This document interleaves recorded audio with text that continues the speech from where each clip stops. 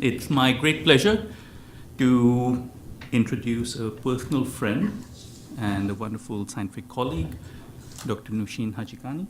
Thank you for coming, Nouchine. Nouchine is an associate professor in radiology at the Harvard Medical School and director of neurolimbic research at the Martinez Center for Biomedical Imaging. She's also a visiting professor at the Gilberg Neuropsychiatric Center in Gothenburg, Sweden. Nouchine is that rare breed of scientists who don't seem to be satisfied with just one advanced degree.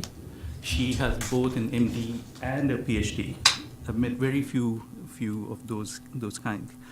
Her MD is from the University of Lausanne in Switzerland, while her Ph.D. is from the University of Tilburg in the Netherlands. Her training in neuroscience emphasized studies of the visual system, and this background has led to her lab's two research foci: the pathophysiology of one of the most common neurological conditions, namely migraine, and the understanding of neurodevelopmental disorders with a particular emphasis on autism. She has a special interest in understanding how different conditions can affect the processing of emotions conveyed not only by facial expression but also by gaze and body language. Nouchine uses multimodal imaging, including fMRI, diffusion tensor imaging, magnetoencephalography, and PET MRI. She has made several important discoveries. I'll highlight just one. Recently, she was the author of a paper showing that, contrary to what had been thought, individuals with autism do not lack affective empathy, and that their seeming oblivious to the states of others stems from personal distress and lack of ability to reappraise when observing pain in others, rather than from an absence of concern. Nouchine has received numerous awards, including the Lennard's Scientific Prize, the Hebdo Forum Award, and the 2016 LifeWatch Award for her research on autism. So it's a great privilege and honor to have you here, Nouchine. Please join me in welcoming Nouchine.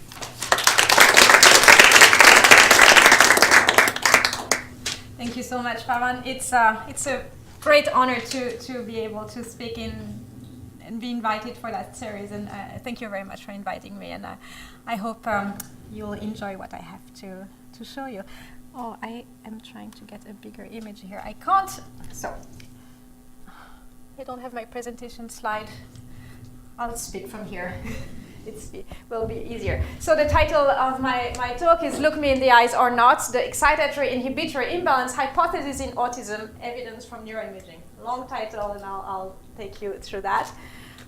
Before I start, my disclosure slide, I'm a co-founder of Neuroclore, which is a young French company specialized in developmental neurobiology. But before I dig into talking about autism, I want to introduce you to a concept that was developed first by Christopher Gilberg in 2010 that he called ESSENCE, which is an acronym for Early Symptomatic Syndromes Eliciting Neurodevelopmental Clinical Examination. And what does this ESSENCE mean? The idea is it's not a new diagnosis, but it's an umbrella term. And it refers to the fact that there is a whole group of neurodevelopmental disorders or neuropsychiatric disorders that start in early childhood, and that there is problems in the child that are usually conceptualized as discrete disorders. And maybe we shouldn't be doing that because there is a coexistence and a comorbidity which is more the rule than the exception.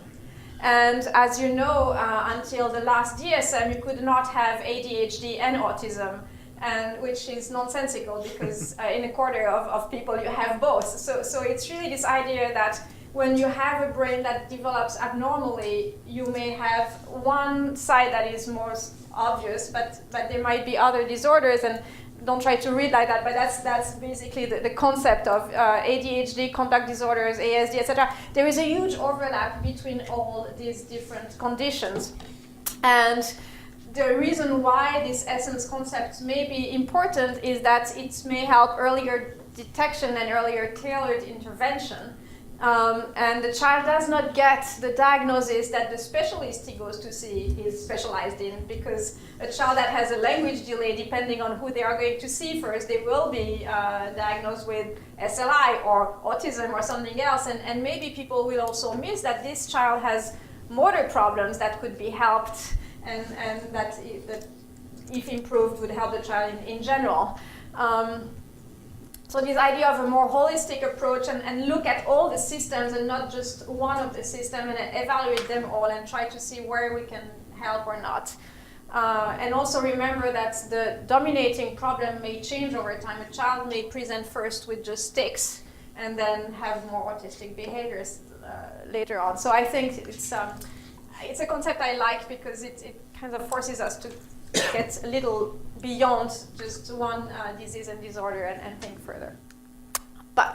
So now I'm going to talk about what I was here to talk about, the developmental excitatory inhibitory imbalance hypothesis in autism.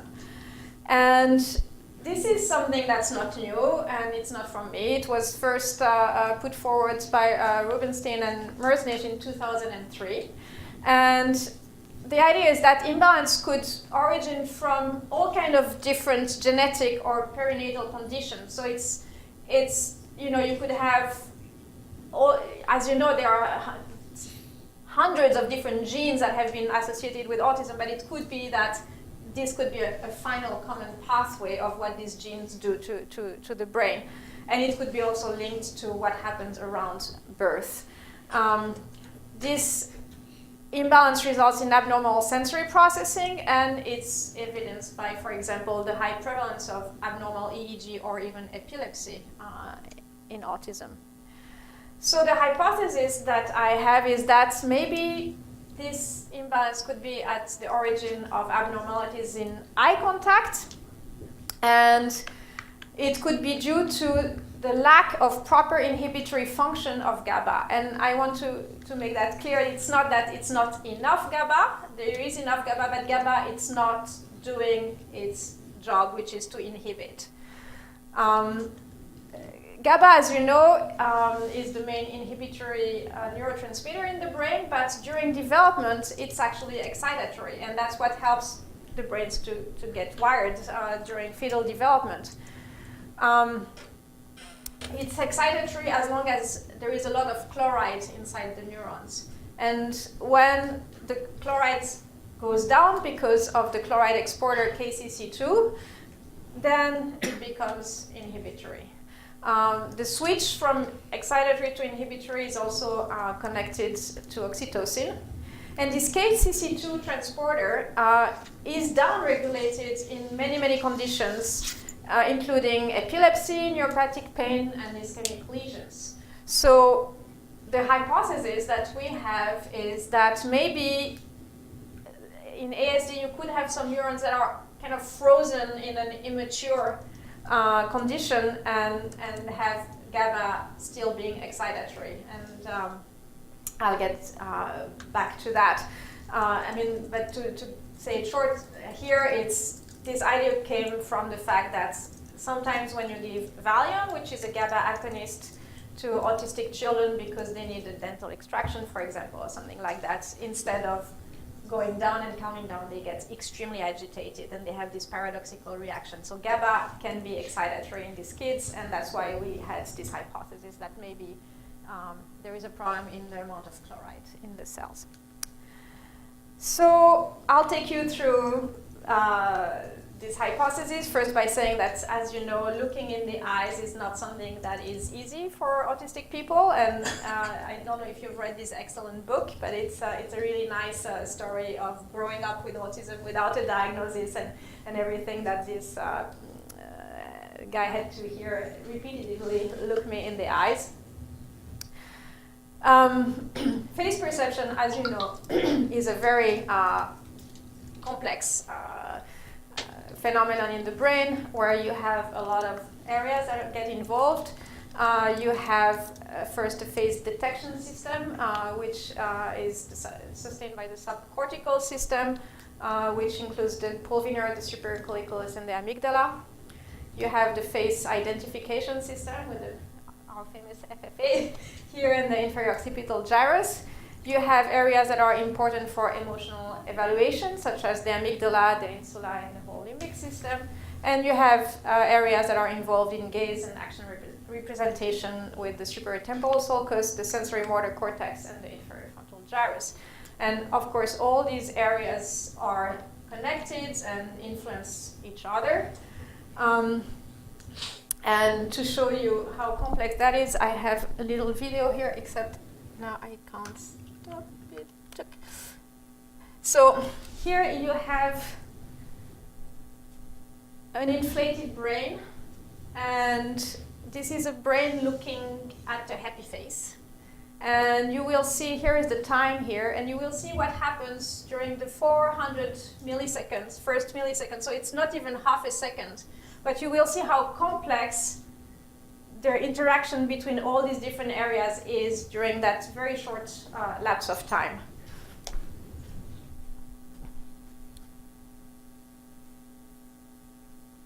It's not easy from here.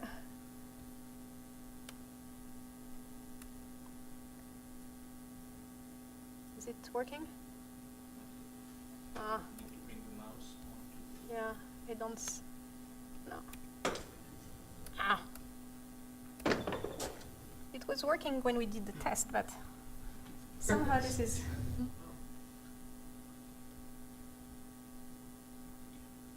Oh, here. Okay. So here, look at the time. So baseline, nothing is happening, and around 80 milliseconds, you'll see visual cortex lights up, and then you see FFA, IOG, STS, anterior insula, again FFA, visual cortex, more posterior STS, FFA is back, posterior insula, IFG, and you have this extremely complex back and forth that is going between these areas, and we're not even at a third of a second. So this is something, first of all, we miss when we do fMRI because we take an image every 3 seconds usually, so we kind of put all this together, and it's possible that we're missing some of this information. We for sure miss the temporal information. And that also shows you how important, I always say this is like an orchestra in music. Every instrument needs to know their score, and they need to be playing together, otherwise it's going to be a disaster. So the communication between the instruments needs to be good. So the communication between these areas needs to be functioning well as these areas themselves.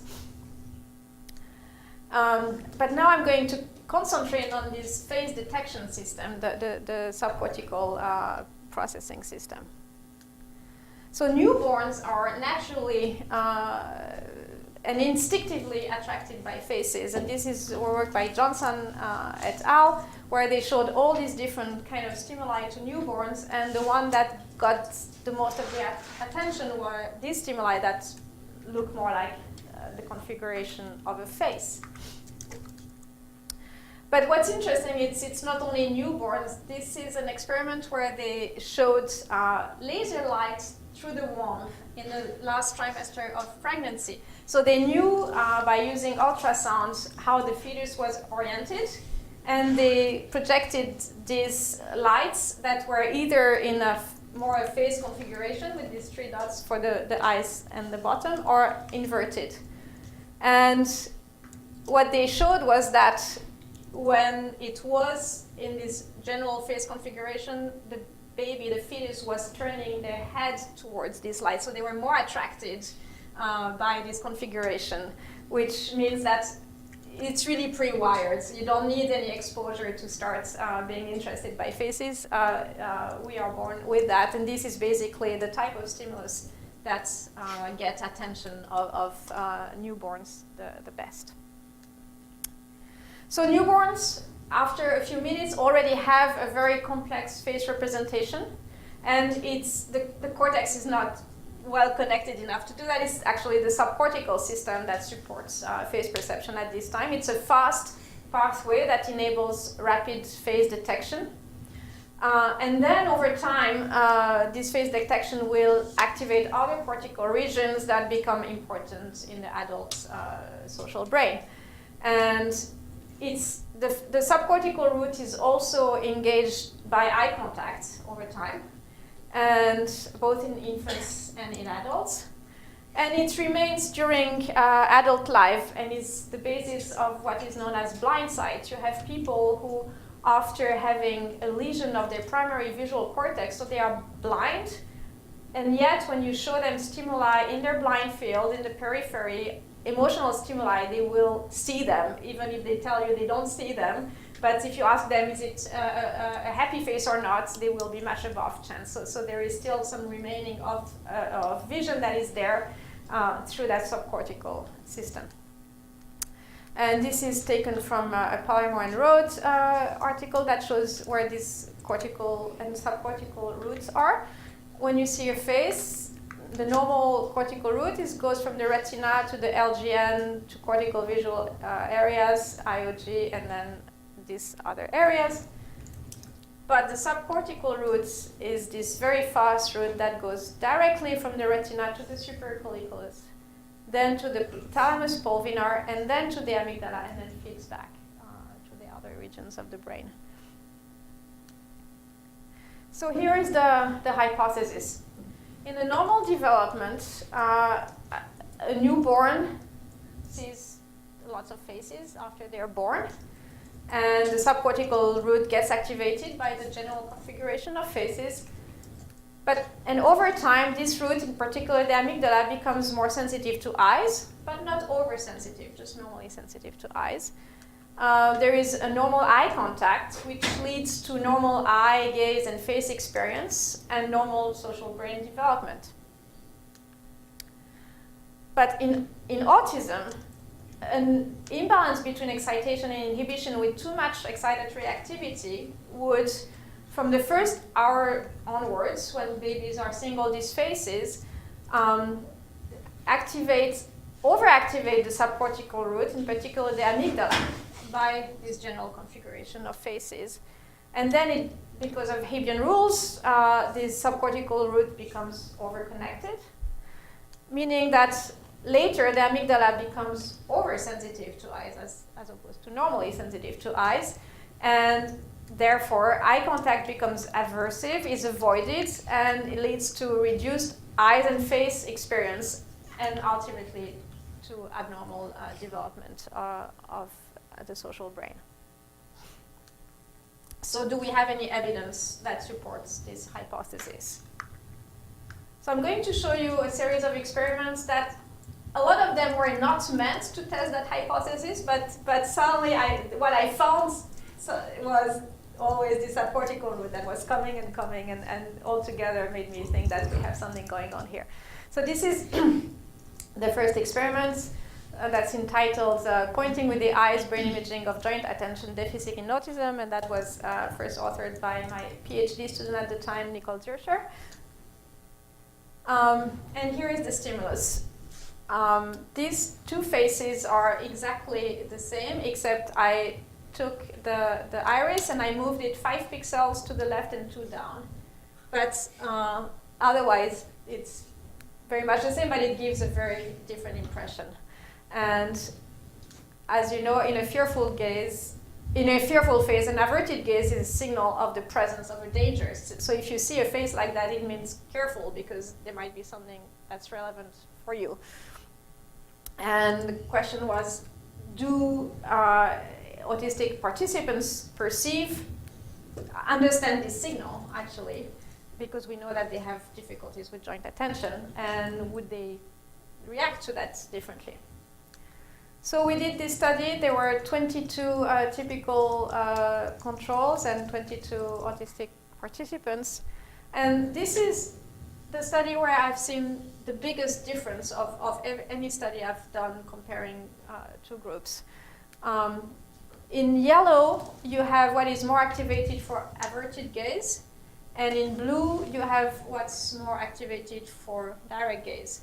And you can see that in the typical individuals, all the activation basically is yellow, so there is much more activation for averted gaze, and because it's more biologically relevant. So you have the TPJ, the IPS, the supratemporal gyrus, and also the FFA, and also the amygdala.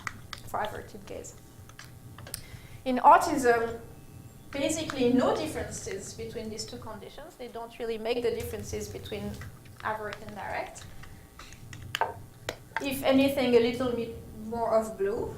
But then if you go and look what's happening subcortically, you see that there is much more subcortical activation for this direct gaze. So having these fearful faces gazing at them overactivates the subcortical system.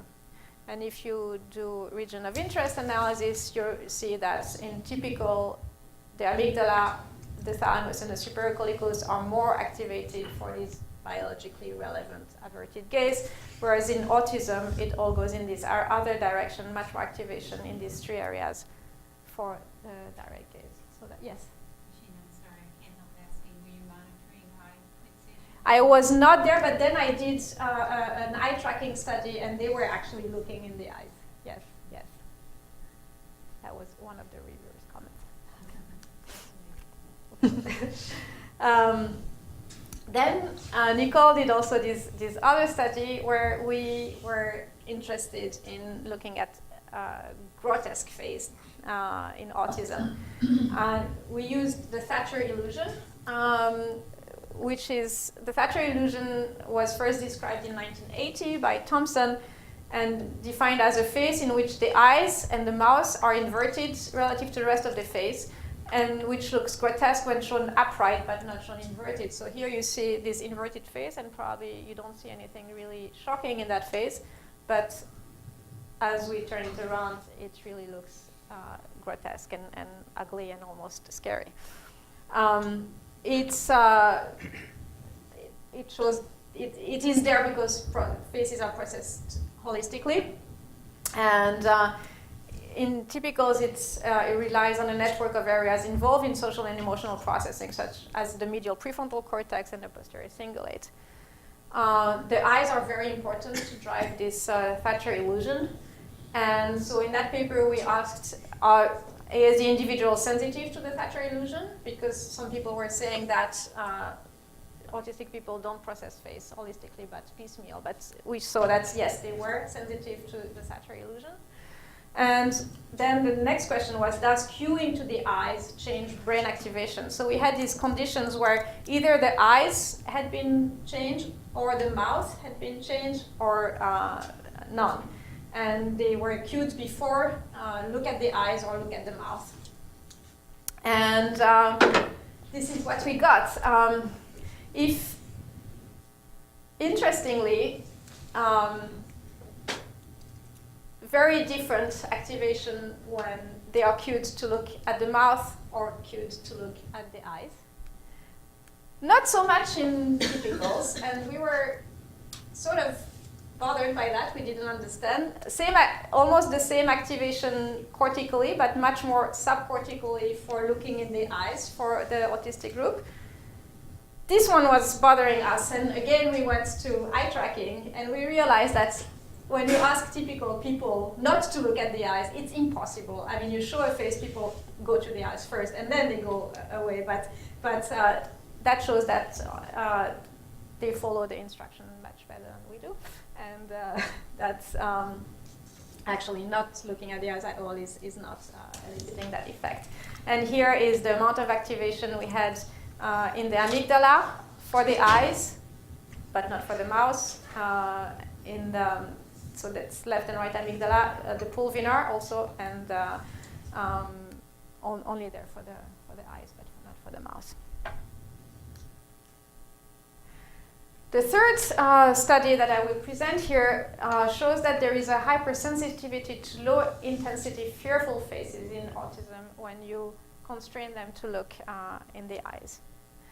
So this is an old paper now, but one of the first studies I did in autism was to look at faces and objects and scrambled versions of these stimuli in autism, and show that if you actually make sure that people look at the face, there is the same amount of activation in the FFA, if not a little more actually in autism compared to controls. And you still read today people reporting that there is abnormal FFA activation in autism, but it's not true if you control for gaze, it is normal. Our study was followed by this study from Richie Davidson, where they did a better job than we did, in the sense that they actually had also an eye tracker in the magnet.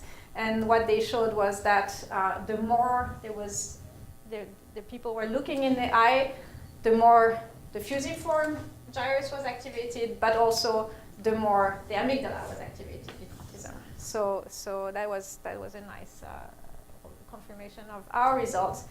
But what's interesting is that the activation of the FFA depends on one's looks in autism, but not only, because then there was this paper by Morris et al. That they asked people to follow the cross on a face, and either it was a typical way of looking at a face, mostly concentrating on the eyes, or a so-called atypical way, avoiding the eyes, and you can see that that also influences the FFA in typical individuals. So where you look is really driving the FFA more or less. So that's the problem of many previous studies that were looking at activation in autism, were not controlling where people were looking, and also they were using extremely exaggerated expression. I mean, we all know these Ekman faces. In daily life, you don't really see that, except, actually it's interesting, when you see parents interacting with their child. That is probably something we do to teach them what a facial expression is, but this is almost the only time when you see these big faces. So we decided to go for lower intensity, and we created these morphs going from neutral to full expression, and we stopped at 40% intensity, which is maybe less overwhelming in a way. And so we showed this stimuli, and always a cross here to make sure that people were looking in the eyes, and the control, sometimes the cross gets blue when you have to press a button, so you have to be looking there. And I will not dwell into that, but it was 27 autistic individuals and 21 controls, and it was a blog design, etc. You can read the results in details, the experimental details in HBM. But the message is that there was actually more activation in the autistic group for these low-intensity, fearful faces staring at them than controls, both in the cortex and the amygdala. So there is this oversensitivity for this direct gaze in fearful faces in autism compared to controls. Then I try to compare what happens in free vision versus constraining in the eyes in the subcortical route. So I had, again, this is experimental details, 23 participants in one group, 20 in the other. And I had two versions of the same stimuli, one with a cross, like you see here, and one with no cross. And they were, of course, counterbalanced between participants. And they had to watch these stimuli that are these morphed faces. Okay, I'll start with this one because I see it.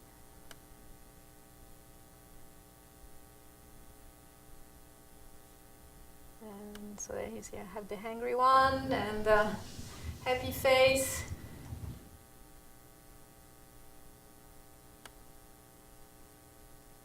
The fearful face, and to have a little bit of emotion and the neutral control, I morphed this face with its mirror image, so you have a little bit of motion, but it remains neutral.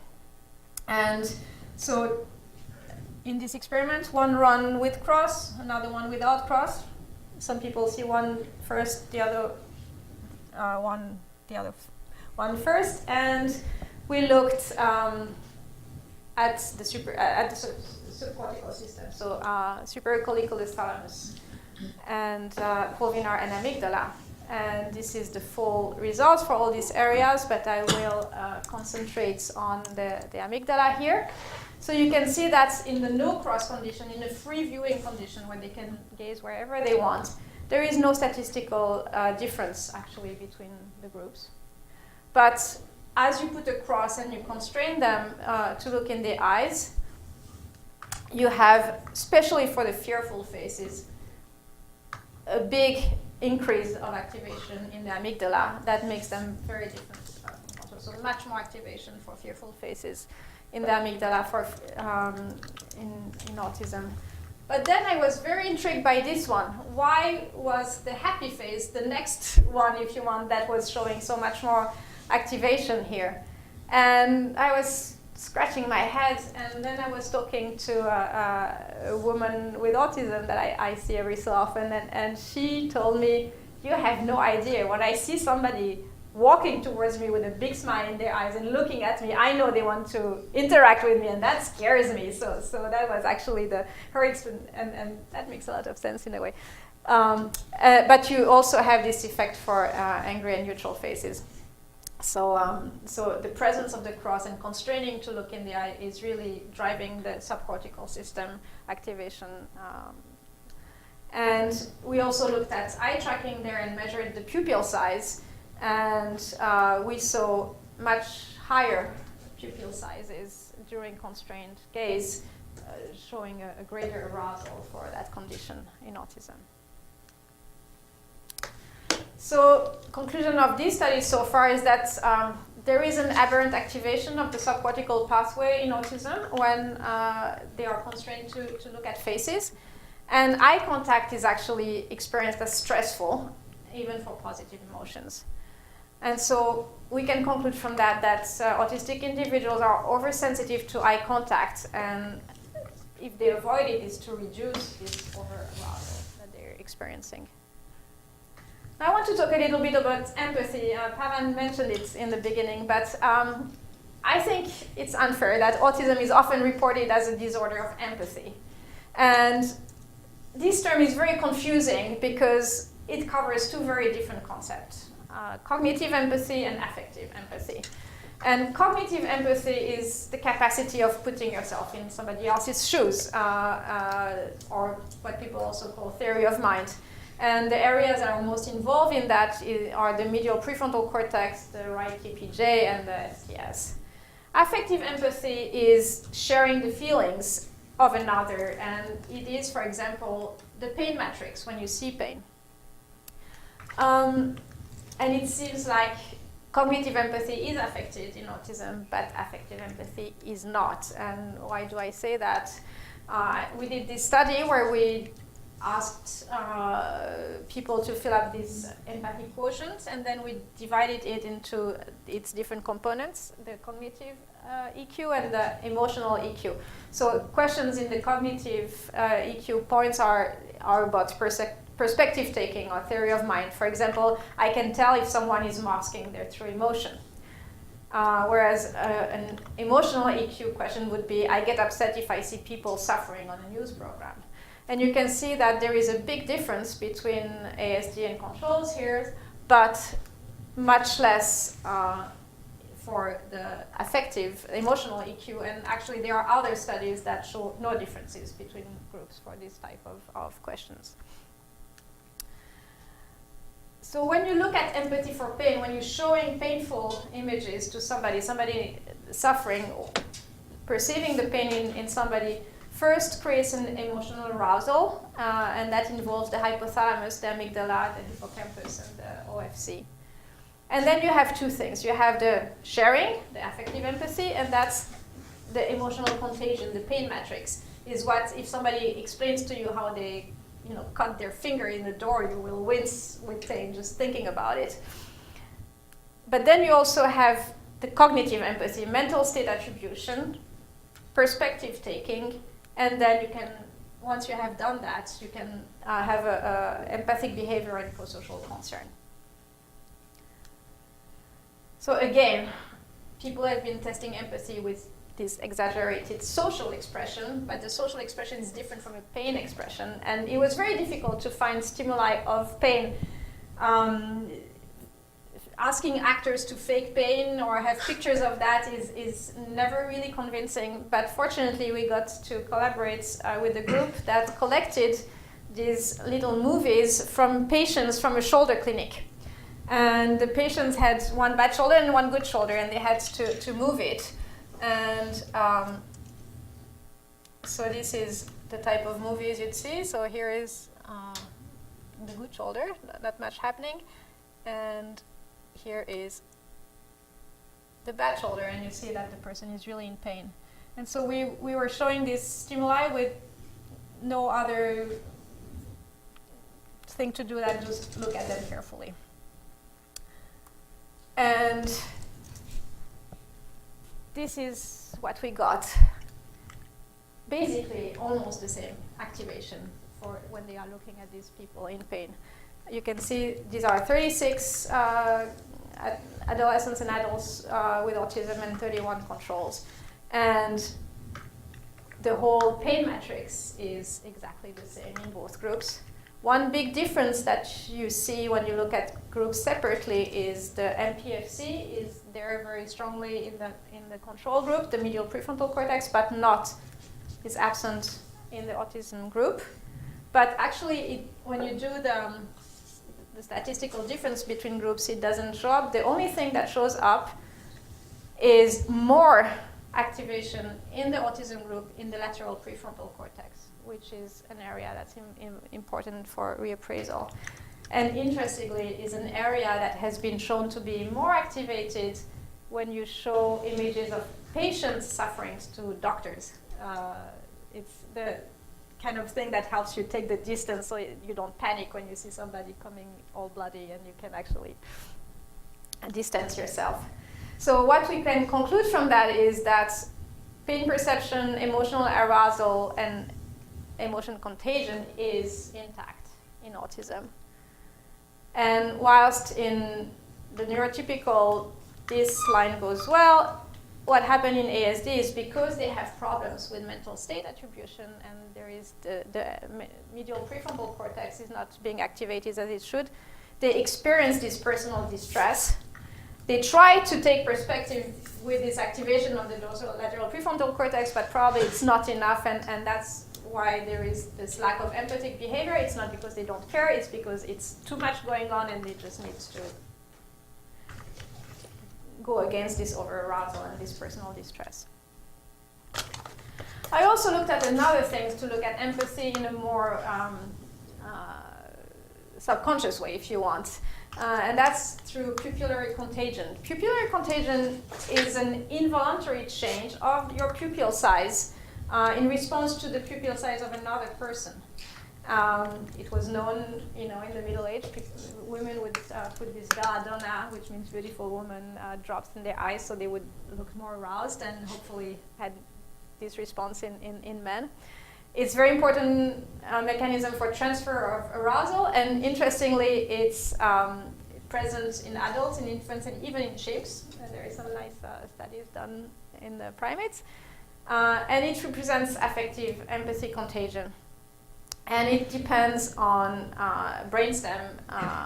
Basically, it's the Edinger-Westphal nucleus that drives the autonomous nervous system. And the question was, can we see this pupillary contagion in autism? So we created these stimuli, artificial faces that were either happy or sad, and we manipulated the size of the pupil. We had 2 millimeter pupils and 4 millimeter pupils. And we were presenting these faces to participants, just asking them to look at them. And what we saw was that basically you have the same amount of pupillary contagion in autism and in controls. You have a bigger pupil size in autism for the bigger pupil stimulus and a smaller one. So no difference between groups, but interestingly, it takes less time for those with autism to get there. So they get to this big arousal and pupillary contagion quicker than the control groups, again showing that there is this oversensitivity to gaze and intact empathy. So, as I just said, pupillary contagion is present in autism, even with a shorter duration of fixation, and supports the over-arousal hypothesis in autism. And now I will tell you about can we improve face perception with a diuretic. and show you a little bit of behavioral and fMRI data. So bumetanide is a diuretic called Burenax. It's an old drug. It's a generic drug that's been known for more than 40 years, and it's been used to treat hypertension in children and adults. So it's a loop diuretic that inhibits the NKCC1, which is the thing that actually brings the chloride in the cell. So it helps having lower level of chloride in the cells, and side effects are well known, which is mostly too little potassium, so you have to follow that up. And as I told you in the beginning, there are signs of neuronal excitability dysfunction in autism, with about 30% of epilepsy and abnormal EEG in 60% of people. And there was this observation of a paradoxical action of Valium, of GABA. So GABA was excitatory in some kids instead of inhibitory. And as I told you before, GABA is an excitatory transmitter during the pregnancy, but becomes inhibitory at birth, linked to a decrease of chloride, and also linked to oxytocin. Actually, that's interesting because there are many studies that used oxytocin to improve eye contact in autism, and probably it's going through that phenomenon of decreasing the level of chloride in the cells and acting on GABA. So the question we were wondering is, are neurons in autism reacting as immature neurons, and what happens if we force them to behave in a mature way by decreasing the amount of chloride with that diuretic? So it started with a very small study with 5 kids only, and they looked like they were improving. Then there was a double-blind crossover study on 60 people, showing a significant improvement in autistic symptomatology. It was published in 2012 in Translational Psychiatry. I published 2 proof of concept studies that I will present now. 2 years ago, there was a multi-center phase 2B in children and adolescents with 88 participants from 2 to 18 years old. That was also published in Translational Psychiatry. And there is now an ongoing phase 3 study in multicentric in Europe, where they are going to recruit 400 people. They already have 50, I think, and to see whether this is for real or just a chance that we had in the beginning. So as I said, it's a proof of concept pilot. It's a very small study, so it's, take it for what it is. But we only had 9 participants, 7 with treatment and 2 without. It was at the time when I was working partly in Switzerland, and it was a very complicated protocol. But what's interesting is these were young adults. So this is something that we did in people that were not children anymore, but young adults. And we gave them 1 milligram per day of bumetanide, and we looked at them before treatment and 10 months after, so a very long time. And the idea why we wanted to spend such a long time is we wanted to see improvement in social behavior and face perception. So you need time for people to learn these things. I mean, it's not a switch on/off that will suddenly appear. So we let them time to learn, and we did behavioral and fMRI testing at each exam. So the behavioral study was the following. It was a nonverbal matching task. The idea was we didn't want to have interaction with any verbal labeling of an emotion. And we also gave no feedback, so you could not learn the task, because it's a task we wanted to use several times.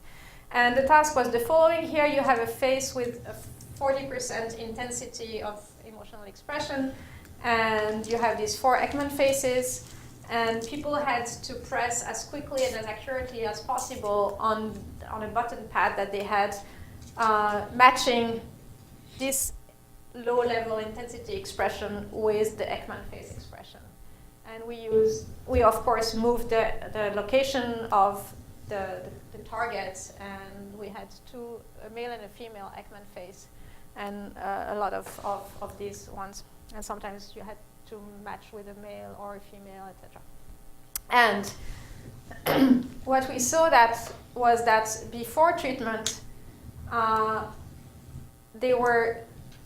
autistic participants were slower, they took more time, and they made more mistakes. They had lower accuracy in that task. But after the treatment, they got quicker and more accurate, and basically they became at the same level as the controls. And as I told you, they could not have learned, and there was 10 months in between, so it's really not something that they learned. We also did an imaging study, and that's the no-cross version of the cross version you did before, and I'm not going to try to show you the videos, but you've seen the concept. And so we looked at a few things. In the no-cross condition only, we looked at how much difference in activation there was between emotional and neutral phases before and after treatment. And this is the difference. What is more activated after the treatment for emotional phases than before? And you can see that you have temporal pole, superior temporal cortex, and also nucleus accumbens, more rewards for emotional phases after treatment, which is nice. We also looked at the difference between free viewing and constrained viewing, and how much the amygdala was going to react to that. And you can see that when gaze is constrained, you have a big difference between the cross and the no, and you have a much more activation for the cross condition in the baseline than after the treatment. So the treatment decreases this overactivation of the amygdala, and it's really specific to eye contact because there is basically no significant difference when you let people look at the stimuli freely.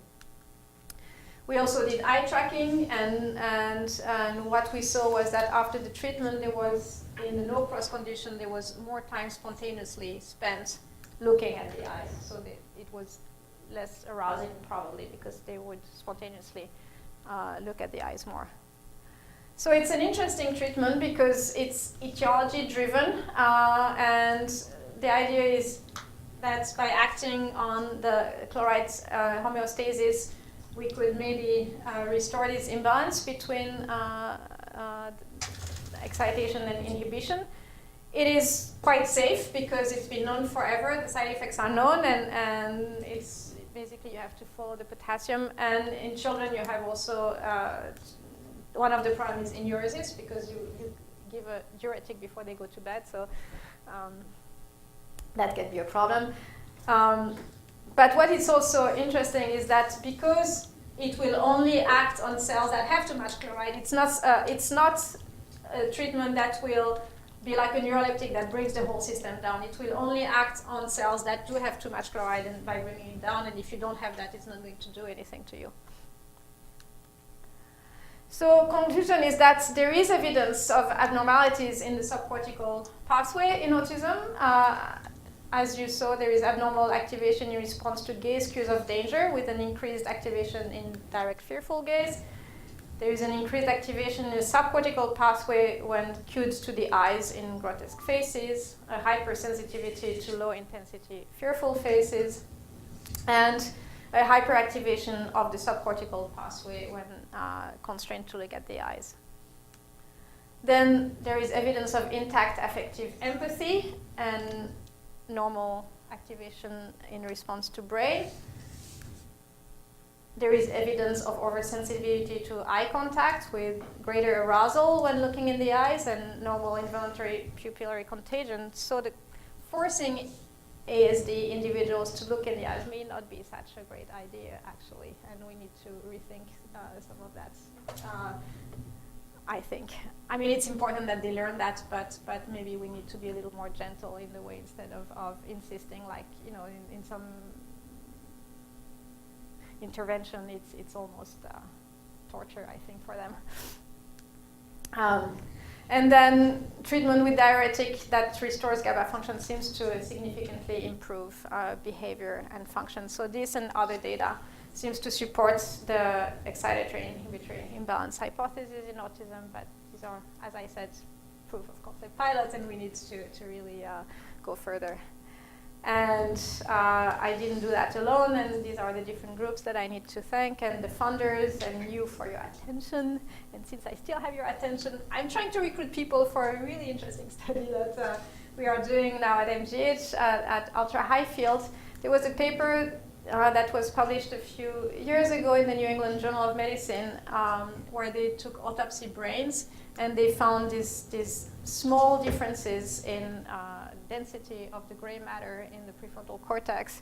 And so what we are doing is use this quantitative MRI at ultra high field and look at gray matter concentration, and we seem to be able to see the same as what this autopsy showed and in vivo. So maybe this is something that could be useful also for diagnosis. So if you know people who are interested in participating in research, send them to me. Thank you.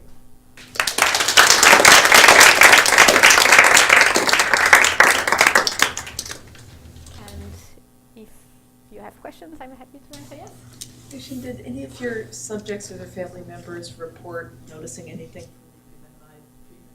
You know, the one thing that we heard often by different families that didn't even know each other is, my child is more present. That's been really the thing that we've heard the most.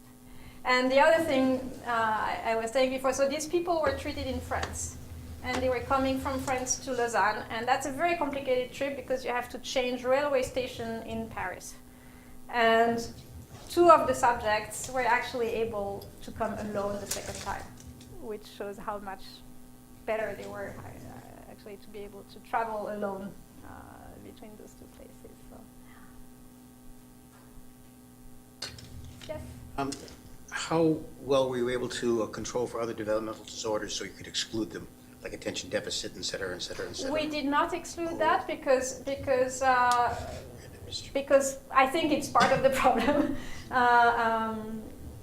So I think we need to not exclude for these disorders. We just need to take note of them and then maybe do subgroup analysis and things like that. But there is no such thing as pure autism, I think.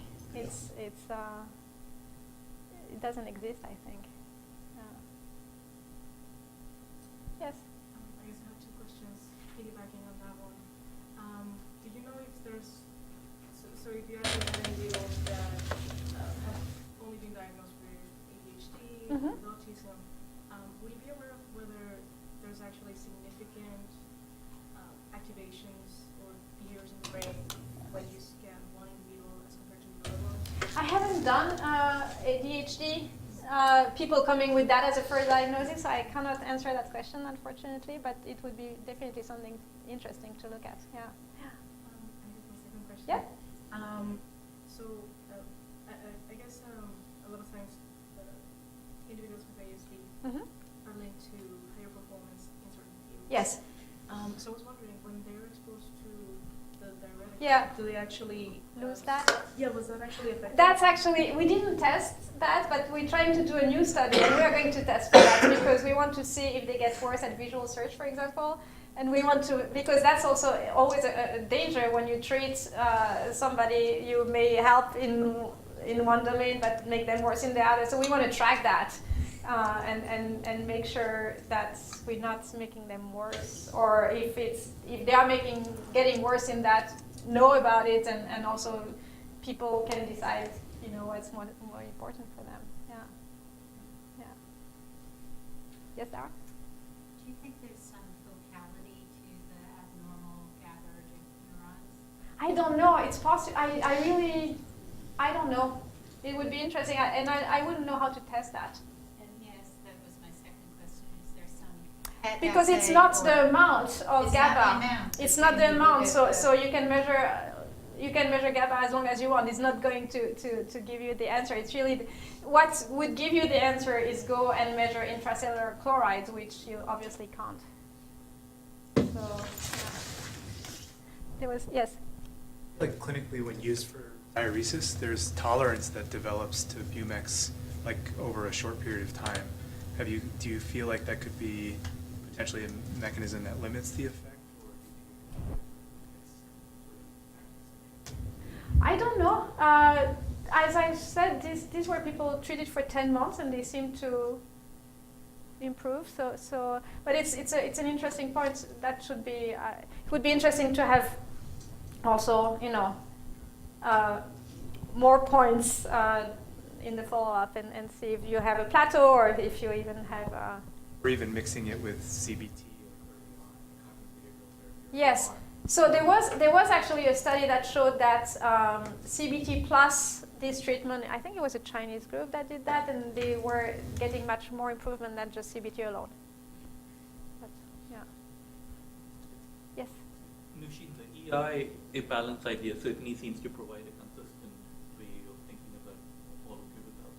But can you think of any other alternative accounts that might have a similar explanatory power for accounting for your results? So is there a tight linkage between the observations that you are making and the EI results, or could they be some other sources of the kind of results you're finding? To me, it's the most logic and obvious one, but I'm happy to hear alternative hypothesis. There is none that has popped to my mind as I've been thinking about it, but it's very possible. Yeah. And one other question. So, what do you think might be the stand-in for the arousal caused by eye contact or faces for individuals who do not have visual input? So, individuals who are blind and have autism, what might be the equivalent in other sensory modalities? I mean, there is an I didn't talk about that at all, but there is oversensitivity in all kind of domains. I was concentrating on eye contact, face, and gaze, but we know that there is touch oversensitivity, there is sound oversensitivity, and so it's possible that blind individuals, it may be more the touch or. But you think that might also go through the subcortical? No, that could. The subcortical was really this connection between eye contact and amygdala that was kind of being too connected because of that. But I don't think it's a subcortical problem in autism in general. It is, I think, for face perception, but there is definitely oversensitivity to all kind of things, and that must involve other parts of the brain. And how exactly that works and how the treatments affect that is also something that has not been looked at yet. So, and I think is very important as well. Yes? I'm not aware of any studies that show a subgroup of children who had a diagnosis of ASD. And then the symptomology really seemed to disappear. Going down to this or virtually nothing. My best friend is a child psychiatrist who had a son with autism, clear as gold, and he did some very innovative things that I work with him on, and autism virtually disappeared. Yeah.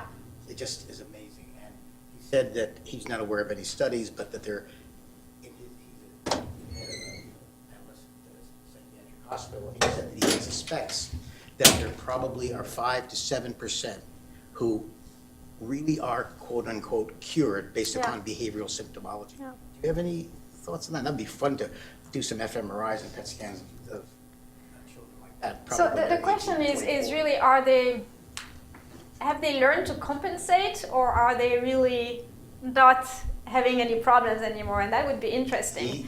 That's a great question. He said it wasn't compensation based upon his studies, but he's not a researcher. Yeah, and it could be also that, if it's a developmental delay, it can be things that happen later in time, and it's true that often people do better over time. The high functioning autistic individuals, I mean,